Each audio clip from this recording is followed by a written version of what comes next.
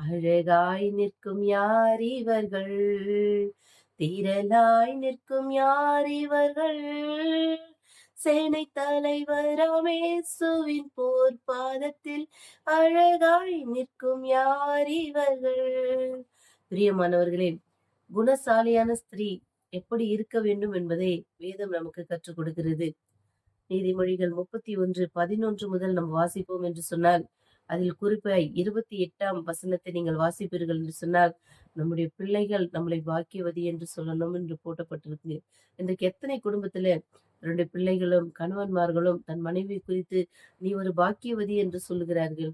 வேதத்திலே எஸ்தரை நாம் எடுத்துக்கொள்வோம் என்று சொன்னால், தன் ஜீவனை கூட பொருட்படுத்தாமல் அவர்கள் தன் குலத்தை காக்கிறதை நாம் பார்க்கிறோம். இன்றைக்கு ஆண்டவர் ஈவாய் நம் கருத்துல கொடுத்திருக்கிற சிறு குடும்பத்தை நாம் எப்படி பார்த்து கொண்டிருக்கிறோம்? அவர்களிடத்தில் நாம் என்ன பேர் எடுத்துக் கொண்டிருக்கிறோம்? கொஞ்சம் சிந்திப்போம்.